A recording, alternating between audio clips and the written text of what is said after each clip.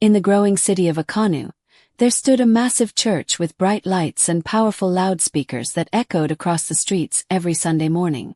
The church was called the Fire of Triumph Ministry, and its leader, Pastor Gideon, was considered one of the most influential men in the region. People traveled long distances just to hear him preach. He was bold, commanding, and dramatic. Every message he preached felt like thunder. His members trusted him completely, believing that his words were directly inspired by God.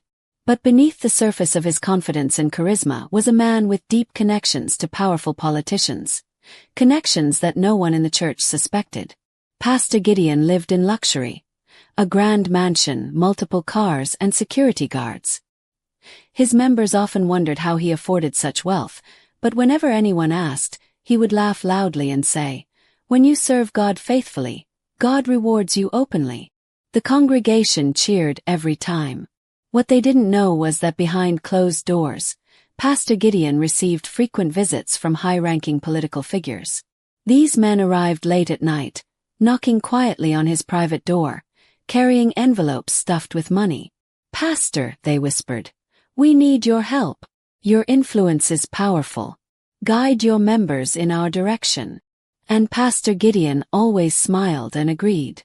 The politicians knew what they were doing. Pastor Gideon's followers obeyed him without question.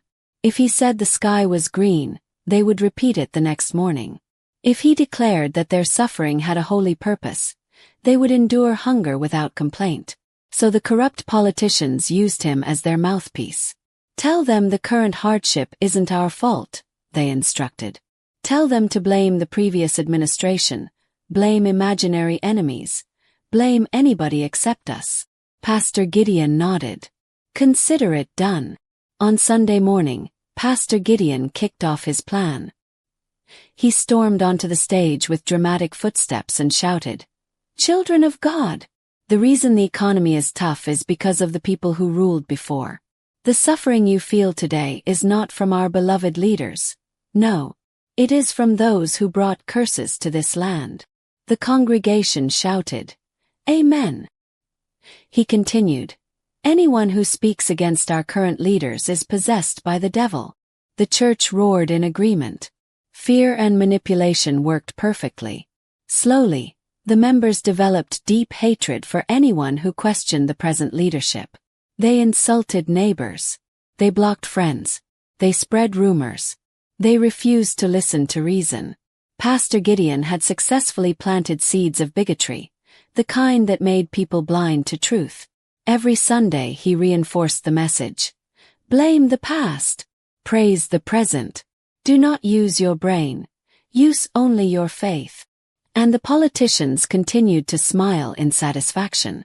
One day, an elderly man in the church, Papa Okafor, stood up timidly. "Pastor, but things were also hard before. And it seems to be getting worse now. Shouldn't we?" Pastor Gideon cut him off. "Silence. You are allowing the devil to use your tongue." The congregation gasped. Papa Okafor sat down quietly, embarrassed. From that day, no one dared to ask questions again. They believed that questioning Pastor Gideon was the same as questioning God. But not everyone in Akanu was deceived. Across the city, in a small rented hall with plastic chairs and old fans, a young schoolteacher named Tobchakuokizi, known as Tobe, had started a weekly public seminar. He wasn't a politician. He wasn't a pastor. He was just a simple man with a calm voice and a clear mind. People gathered because he explained things in a way they understood. Honest, simple, and without fear. "Let us learn how our country truly works," he said. "Let us learn how to think for ourselves."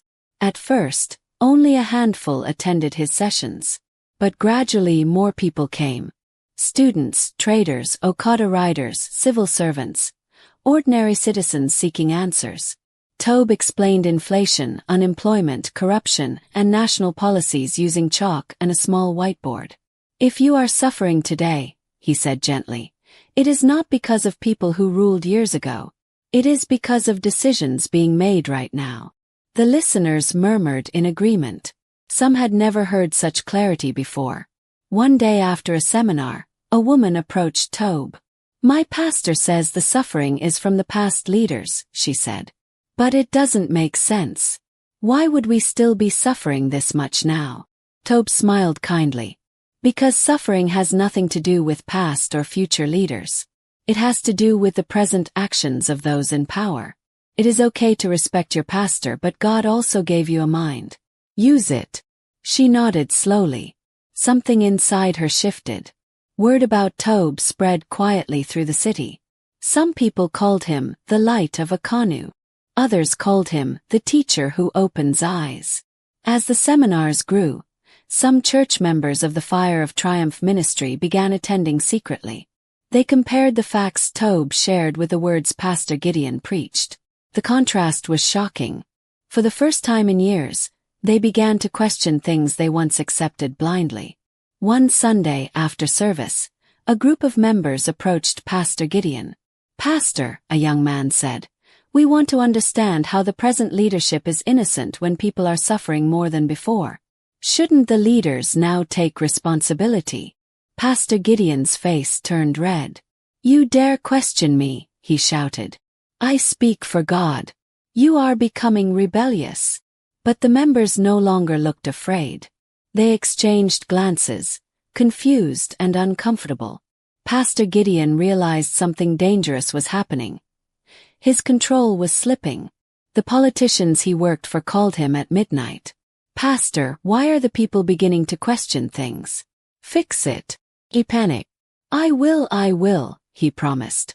But deep in his heart, fear began to grow. The people were waking up. The next Sunday, Pastor Gideon preached louder than ever. He yelled, "Anyone who listens to that young teacher called Tob is an enemy of God. He is trying to mislead you." But ironically, his anger only made more members curious. "Who is this Tob?" they whispered. "Why is Pastor afraid of him?" The attempt to silence truth only gave it more power. Meanwhile, Tob continued teaching peacefully. He didn't attack anyone. He didn't insult anyone. He simply explained truth. "A good leader takes responsibility," he said. "A bad leader blames the past." The crowd clapped. "A good citizen thinks. A bad citizen worships lies." The clapping became louder. Tob lifted his voice gently. "You cannot change your nation if you refuse to change your mind." That evening, one of Pastor Gideon's church workers attended Tob's seminar. After listening for an hour, he stood up, tears in his eyes. "I never knew things could be this simple," he said. "For years we believed every word Pastor Gideon said. But now I see truth is not loud. Truth is clear." People nodded in agreement. The next day, that same church worker confronted Pastor Gideon. "Pastor, you lied to us," he said boldly.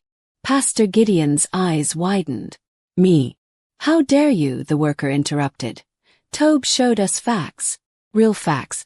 You showed us fear." Pastor Gideon trembled with rage. "Get out," he shouted. But the worker walked away calmly, no longer afraid. The news spread through the congregation like wildfire. More members left the church. Others stayed but refused to shout "Amen" during certain sermons. Pastor Gideon began losing donations. He began losing respect. His once crowded church started looking half empty. He blamed witches, enemies, and imaginary conspiracies. But the real reason was obvious. The people were waking up. The politicians panicked. They called Pastor Gideon. "Why are the people no longer under your control?" He swallowed hard. "I don't know. This Tob boy," the politicians growled. "Handle him. Now." But Pastor Gideon had no idea how. Lies crumble quickly when truth enters the room. Meanwhile, Tob remained calm. "I am not here to fight anyone," he said. "I am here to teach." People admired his simplicity. One elderly trader said, "This boy is young but wise. He fears no one, yet he respects everyone." Tob smiled. "A nation grows when its people understand." And more citizens joined his movement, not by force but by enlightenment. One evening, a woman from Pastor Gideon's church approached Tob after a seminar. "Teacher, I am confused," she confessed. "My pastor says we must blame the past leaders for our suffering. But you say the present leaders are responsible." Tob sat her down gently. "Madam, if someone steals your money today, will you blame someone who lived here 10 years ago?" She laughed despite herself. "Of course not." Tob nodded. "Exactly. Today's problems come from today's decisions." Her understanding deepened. She shared the explanation with her friends. Soon, the entire neighborhood was questioning things they once swallowed blindly. Tob had created a chain reaction of enlightenment. People talked in markets, at bus stops, at work. Why are we always blaming the past, they wondered. Why can't we demand accountability now? Pastor Gideon's panic increased. His sermons became more aggressive. He shouted, "Return to your loyalty. The enemy is watching." But his members were no longer scared. They whispered, "Why must we be loyal to suffering?" Some even stood up during service and walked out quietly. One Sunday, an elderly woman, Mama Ebra, stood up during Pastor Gideon's sermon. "Pastor," she said boldly, "God gave us minds. Why do you fear when people use them?" The church erupted in murmurs. Pastor Gideon stuttered. "Mama Ebra, sit down." But she remained standing. "No, we followed you blindly. But no more." And she walked out. Many followed her. Pastor Gideon felt his world collapsing. His church empty. His political friends angry. His influence dying. He looked at his reflection in his office mirror and whispered, trembling, "How did I lose everything?" The answer was simple. He built his empire on manipulation. And manipulation never survives the arrival of truth. Meanwhile, Tob's seminars grew into a public movement called Light for the People. The hall became too small, so they moved to an open field. Thousands came with notebooks. Tob spoke with calm confidence. "A people who cannot think will suffer forever. A people who can think will never be slaves to lies." The crowd cheered with hope. Tob never insulted leaders. He simply exposed facts.